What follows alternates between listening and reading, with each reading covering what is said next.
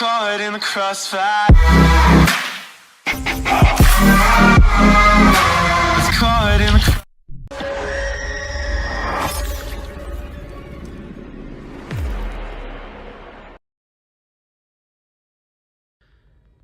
What's up, guys? Lance, the Obscure Movie Guy, coming to you once again with another fun-filled, fact-filled video that you probably won't care about, but we're going to do it anyways, trying to change the world one post at a time. Today's video is done in partnership with Indie Horror Junkie, so be sure to go to indiehorrorjunkie.com to check out all of their offerings. The next issue of the Indie Horror Junkie magazine will be available September 13th, $5 for a downloadable PDF, $15 for a printable copy delivered straight to your door. You can also check out the Indie Horror Junkie podcast every Wednesday night at 8 o'clock. Eastern Standard Time, new writers and directors to talk to, new stories to tell, new movies to go over. Then there's also the Indie Horror Junkie Film Festival, which will be held at MegaCon in Orlando, March of 2026. And there's also the Indie Horror Junkie Film Festival at ScaraCon, September 5th through 7th.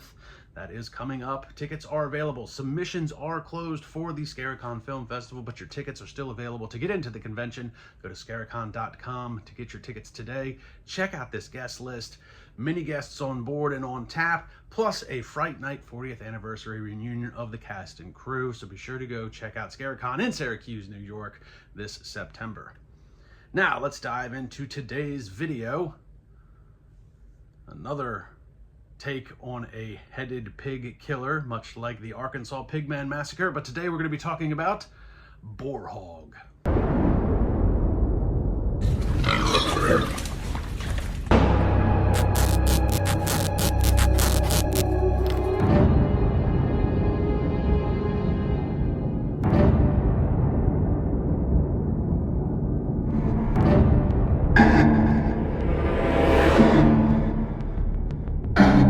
Got another problem. What's that? Someone got the gate behind us. We need to get DD to a hospital.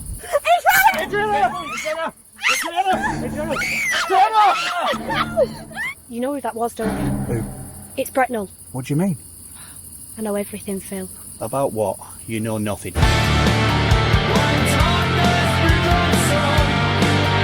regret what you have done.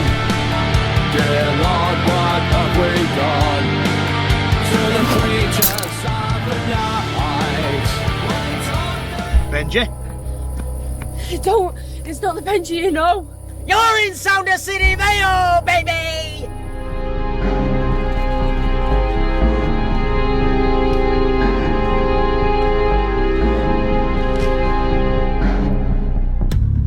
You killed me, brother!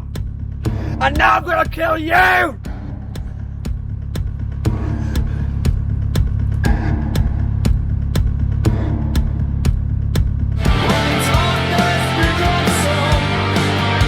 Providers of the night, when darkness becomes sun, the slaughter wins the fight.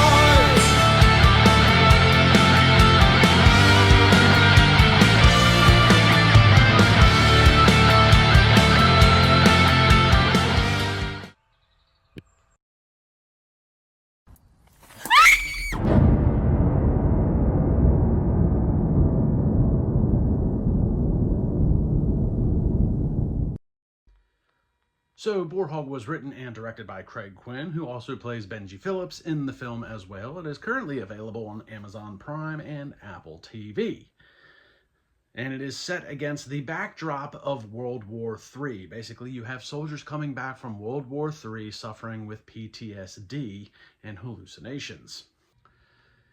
Now, the first 15 minutes of this film isn't bad. The acting's pretty good. The pacing is not too bad. It is a little slow, but it's a bit of a slow build-up. There's a lot of focus on the PTSD of the soldiers coming back from war and the toll it takes on their relationships and themselves. However, after that first 15 minutes, the film does become a bit messy and convoluted. Unfortunately, the film does suffer for some production value issues. The audio issues cannot be ignored. Some audio sounds like it was put in post-production as far as background noises go. The lighting is, as you can tell from the trailer, pretty dark at a lot of times. And even at the 30-minute mark, it's not even completely established who the main character, antagonist, or protagonist even is in this film. At certain aspects, you think it might be Benji, because he was a soldier coming back from World War III, and he was suffering from PTSD and having hallucinations. But he doesn't have a lot of screen time either. There's other sub-characters that have more screen time up to this point, but aren't necessarily established as the main character, or even a main antagonist or main protagonist. There's also the introduction of a lot of sub-characters that don't seem to have any relevance to the plot in and of itself. Scenes seem to jump in and out sporadically with different characters, different emotions, different tone, and there is no sequence in which those scenes seem to be in place of. Like, you can't tell that it's chronologically, you can't tell if they're flashbacks, you can't tell if there's supposed to be a transitional scene between one character and another. They're just added scenes very sporadically.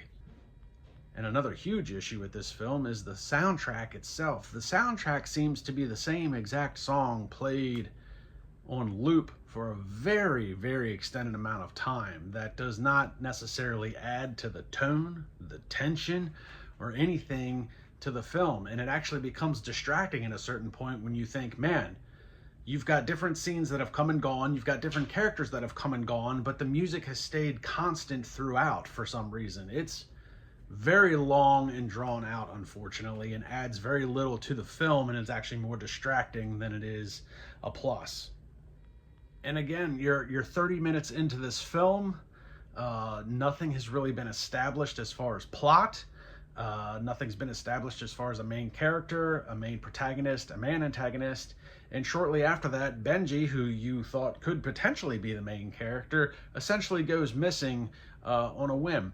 And then you have a subplot with Dr. Brecknell, who's basically, I don't know, just an asshole, doing some human-type experimentations without people's knowledge or medical records.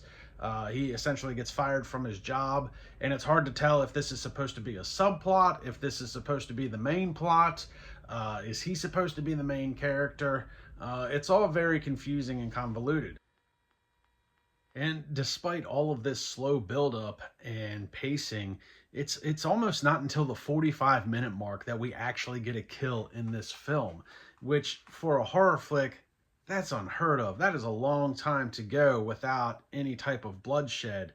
Granted, you do have some instances of like hallucinations with some of the soldiers, of things that they might have saw, but there's no actual plot killing until the 45-minute mark. And then shortly after that, again, in another weird subplot that doesn't seem to coincide with anything, there's a bomb threat that's called in at one point, potentially by Benji, for no established reason at all, unfortunately. So, despite a lot of shortcomings with this film, it does have a couple of bright spots. Some of the cinematography, not all of it, but there is a few bright spots within the cinematography that you do get a couple of cool shots of the Boarhog, which, spoiler alert, the Boarhog is essentially Dr. Brecknell, and it's just him in a pig-headed mask. Well, I don't want to say mask. It's actually the head off of a pig, is how it's established in the film. And again, that whole scenario was very weird. Dr. Brecknell, I don't know, there's a pamphlet on his car about a meatpacking plant. He goes there, gets kidnapped, he kills the people, dons the pig's head, and goes on a killing spree. It doesn't make a whole lot of sense. Most of this movie didn't. But some of the shots of him as the Boarhog, as you can see in some of these stills, is actually pretty cool. There's actually a pretty cool scene like this one, obviously in the field. There's also another cool scene with him at like a carnival type thing, coming through like a haunted house aspect. That's a pretty cool shot. I don't have a still of that to show you, but it was pretty cool looking. But large in part, the cinematography is also a bit shaky. I don't know if that was done on purpose, if they didn't have proper camera mounting equipment.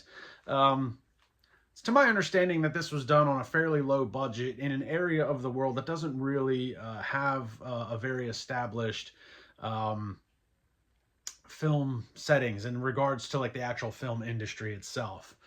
So I think I think Craig Quinn was very ambitious in what he was trying to do. There's a relatively large cast. I think there's like 42 people that are in this film, and I guess I almost feel like this was an MC Hammer type thing. If anybody remembers MC Hammer, when he would go on tour, he would hire like homeless people to like be a part of like, you know, security or be like a production assistant or something like that. I'm not saying Craig hired homeless people. Don't take that the wrong way. I feel like he had a lot of people that he wanted to try and get involved with the movie, give them something to do, get them in a film. And it kind of comes across with a lot of these weird scenes that don't seem to add anything to the storyline, and they're just kind of thrown in there very awkwardly. I kind of get that feel. So, I mean, some of the killings are pretty cool. Some of the special effects are halfway decent. The Boarhog outfit, I will say, looks really good. It looks like a legit pig's head sitting on top of Brecknell. That looks really good. So the look and some of the shots of the Boarhog are really good. The acting from Dr. Brecknell, Reese Ryan, I believe is the gentleman's name. By far the best acting in the film. And to be fair, Craig Quinn, the scenes that he is as Benji is pretty good as well. But Reese Ryan, really, really good job at portraying the character. Now, I will say that there are a couple of scenes that I think weren't written as well as they could be as far as the character goes. So Dr. Brecknell is kind of a dick. And he's that way throughout the course of most of the film. There's like one scene where he kind of like starts crying and he shows like this kind of like really like, you know, vulnerable emotional side, but that it was acted well, but it just didn't coincide with the actual tone of the character. I don't think the character would have acted in that way, but that's just the way it was written. So, but the acting overall, most characters don't have a lot of screen time. Most characters only have 1 or 2 scenes. So the acting, I mean, it was adequate. It looks like a lot of it was just, they were really just kind of going through the lines and going through the motions of what was for the scene. But I think some of the actors may have had a hard time maybe having some sort of establishment of like what the scene is trying to coincide with. But Reese Ryan and Craig Quinn both did a pretty good job with acting, and some of the other actors that have a larger part did pretty good with what they were given. Unfortunately, where this film lacks is really just in the cohesiveness between the subplots and the scenes themselves. There's so many subplots here that just didn't coincide with anything. Like I said, Dr. Brecknell, you know, he gets fired from his job, which was justly. He was a dick. That made sense. They found out what he was doing. It was wrong. Got fired. Okay, no problem. And then you had the subplot with Benji. You know, soldier coming back, has PTSD, has hallucinations. But there's really no connection between those two subplots. And then, you know, like I said, he calls in a bomb threat for no reason. You know, there's just a lot of stuff left. You basically, what you had is almost like connect the dots, but none of them were connected. You had the dots and somebody just connected random dots and you came up with this. They don't really coincide with anything, unfortunately. There's no explanation into the subplots. The subplots don't coincide with one another. There's like no meeting of the subplots. I know a lot of times there'll be some movies where you'll have 3 or 4 subplots, but they all come together at the end of the film as a cohesiveness, and that's just not here with this. So once again, unfortunately, we have, much like the Arkansas Pigman Massacre, we have a pigman running around killing people. That's a bit of a mess as far as the collective story goes. But I do think Craig Quinn is onto something as far as what he's trying to do. I just think he needs to really polish it up and maybe try and focus on one plot to try and coincide with that. And there's a couple different ways you could have gone with that. Benji could have been the killer the whole time, came back, suffers from PTSD. It's not completely unheard of for soldiers to kind of go unhinged and, you know, do some violent things in real life. Or you definitely could have had Dr. Brecknell, like he did, lose his mind after he lost his job and go on a killing spree. But that could have been established a little bit better outside of the weird kidnapping. I don't know if he did something wrong to a patient prior to, and that guy's trying to seek revenge. It was just very... I can see what Craig Quinn was trying to do. It just didn't come through on screen the way I think he wanted it to or had hoped for. So it's a bit of a rough watch. It does have some redeeming aspects as far as some of the acting goes and some of the cinematography, but large in part, this one's a tough watch to get through.